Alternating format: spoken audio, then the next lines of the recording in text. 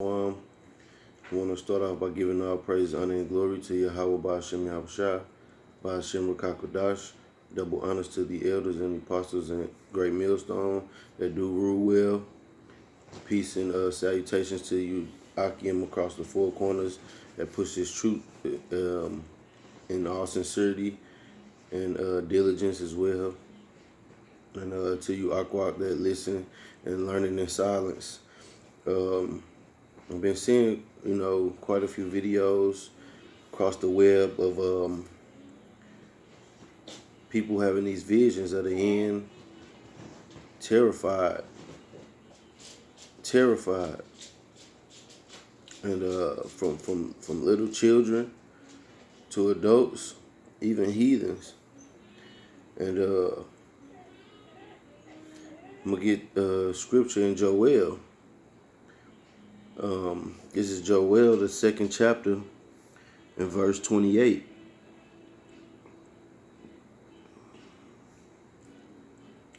And it shall come to pass afterward that I will pour out my spirit upon all flesh, and your sons and your daughters shall prophesy, and your old men shall dream dreams, your young men shall see visions.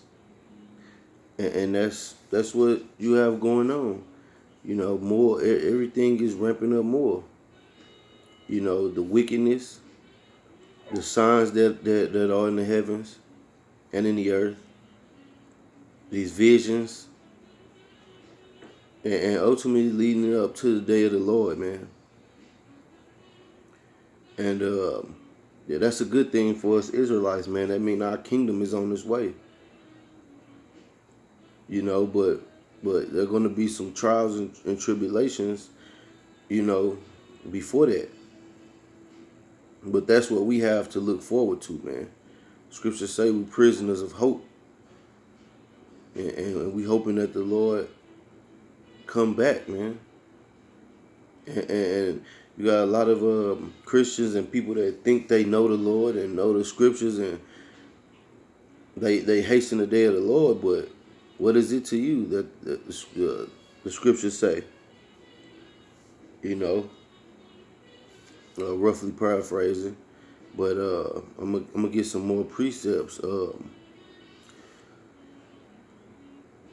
There was prophets that the Lord showed visions to at the end.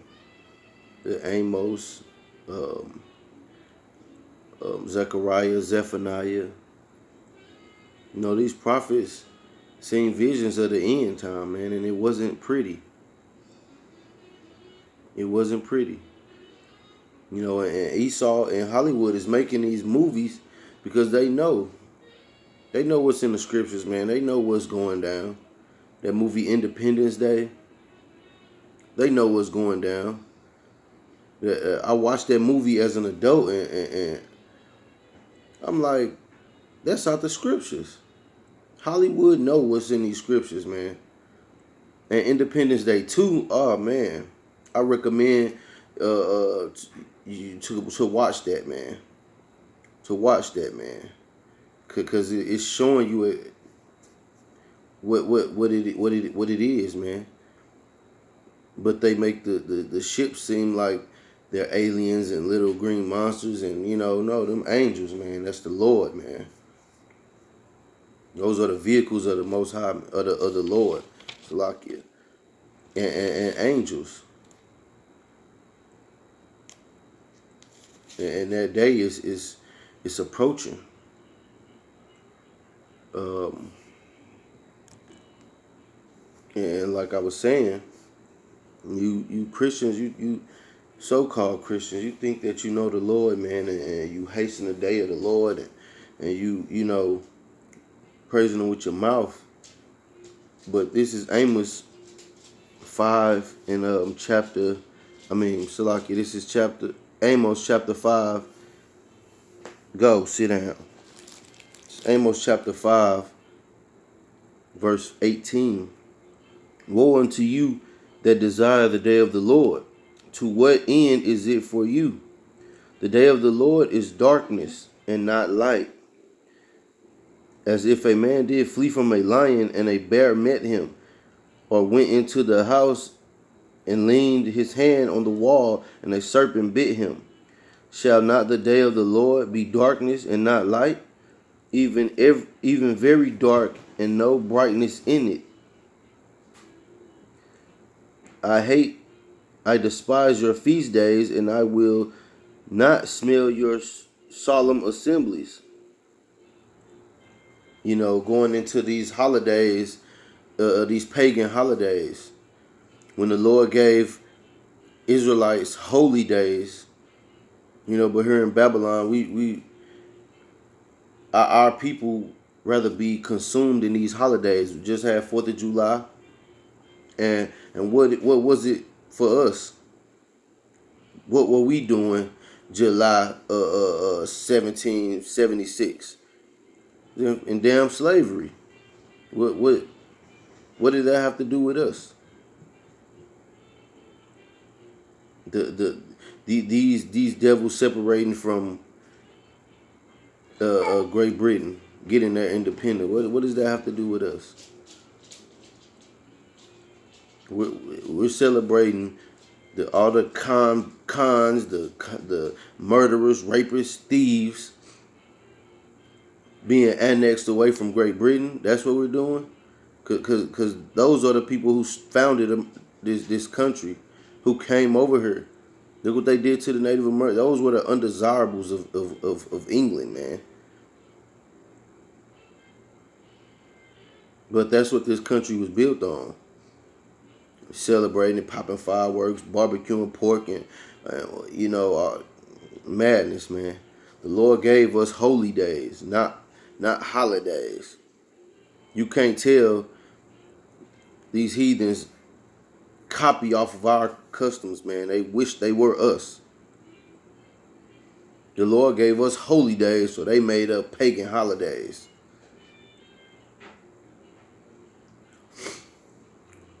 But I'm gonna grab a few more precepts.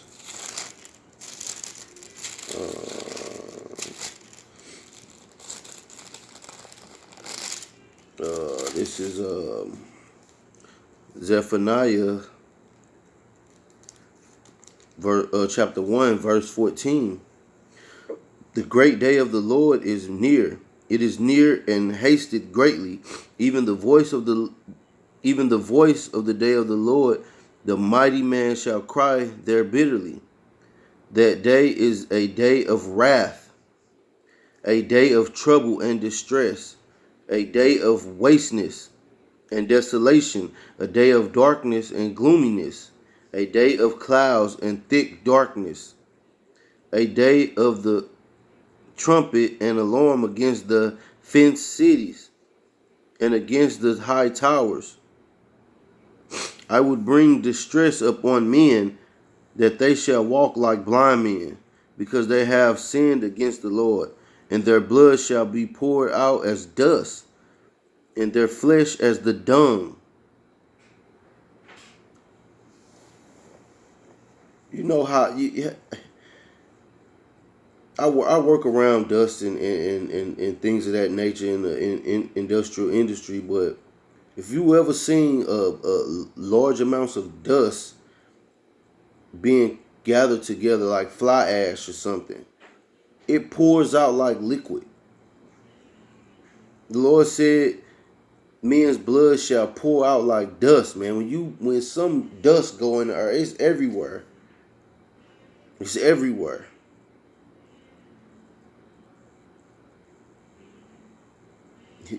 You haven't seen global bloodshed, man. That's what the day of the Lord is going to be. These wacky pastors in these churches, man, they have you think that it's going to be a celebration. Yes, for the 1/3 and the elect, but even the scriptures say they shall be saved scarcely. They shall scarcely be saved. So what about you unbelievers, man? The Lord is shaking this place up, man. And it's leading to that great day of the Lord, man. Verse 18, neither their silver nor their gold shall be able to deliver them in the day of the Lord's wrath. Are you people wealthy and have substance and have money? You ain't going to be able to buy your way out of that. In this place, you could buy yourself out of trouble for whatever offense you commit. You can hire a lawyer, buy your way out of it, use fancy legal terms to talk your way out of a situation.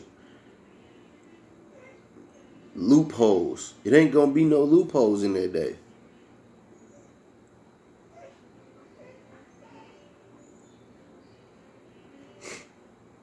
But the whole land shall be devoured by the fire of his jealousy.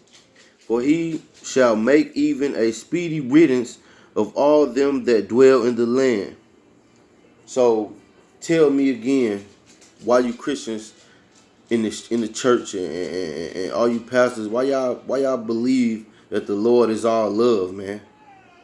He is a balanced power. He has love, he has hate, man.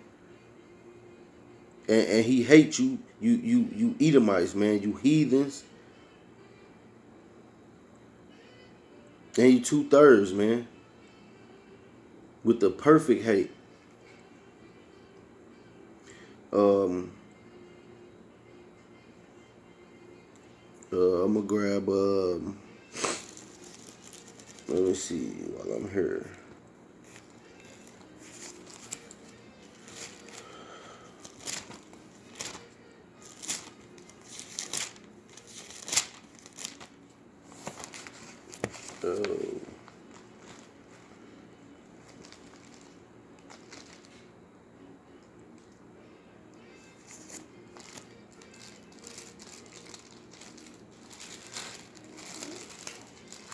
I'm gonna grab the book of Daniel.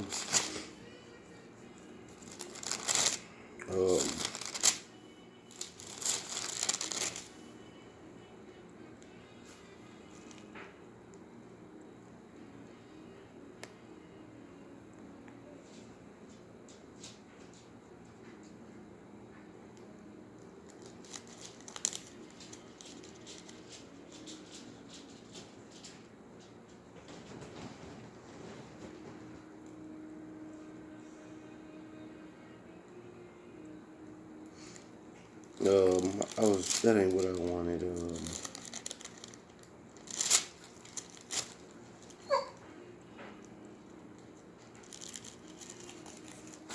I'm gonna just grab Peter. 2 Peter. Salakia.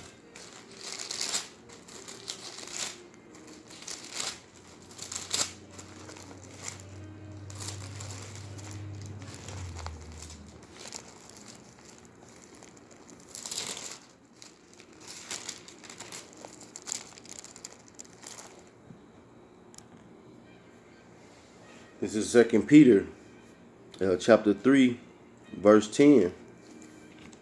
And it reads, but the day of the Lord will come as a thief in the night, in the which the heavens shall pass away with a great noise, and the elements shall melt with fervent heat. The earth also and the works that are therein shall be burnt up. Seeing then that all these things shall be dissolved, what manner of person ought ye to be in a holy conversation and godliness? It says the day of the Lord shall come like a thief in the night. And the thief come when everybody is sleeping in underwear, caught with your pants down, as the saying goes. And it says the elements shall melt with fervent heat. What has the ability to melt shit with fervent heat? ICBM nuclear missiles, man. That's what. You seen the Terminator, that movie? I think it's Terminator Judgment Day, if I'm not mistaken. But the famous picture was when that went off. the lady had her hands on a fence, and her body is just melting away. It's just her skin is getting burnt right off of her bones. That's and all that's gonna tie into the day of the Lord, man. World War III, they're gonna shoot nukes, and parts of the world are gonna be jacked up. But America, the daughter of Babylon, the great whore that rideth the beast, this place is gonna be a habitation of devils, man. Of every unclean and hateful bird. It's gonna be like a desert, man. It's gonna be a wasteland. And the scriptures say the smoke gonna go up forever as a memorial of this wickedness, man. This place didn't learn from Sodom and Gomorrah. It didn't learn from Pompeii. It didn't learn from all these wicked kingdoms, man. In fact, they model themselves after those wicked societies. So what is there to be expected of this place?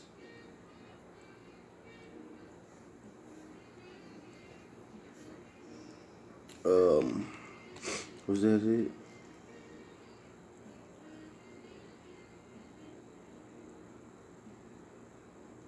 Verse 13. I'm gonna end it with this. Nevertheless, we according to his promise look for new heavens and new earth wherein dwelleth righteousness. One of our camp leader asked the brothers a question. What do you really like look forward to in the kingdom?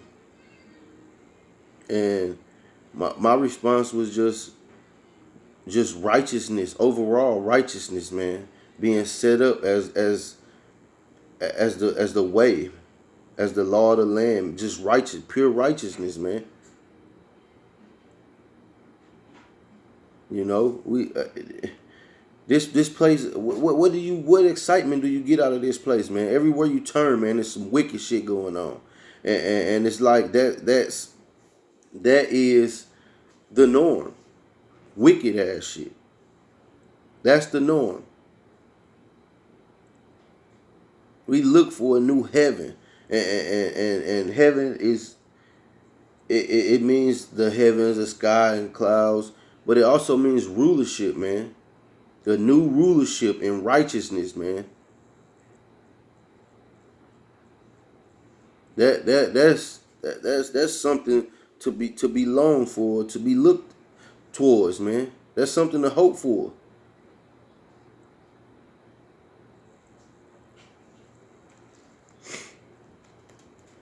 But I'm gonna end it with that, man. I hope this lesson has been edifying. And hold on, stay strong, keep the faith, and we almost out of here, man. And Shalom and the Baba Ball.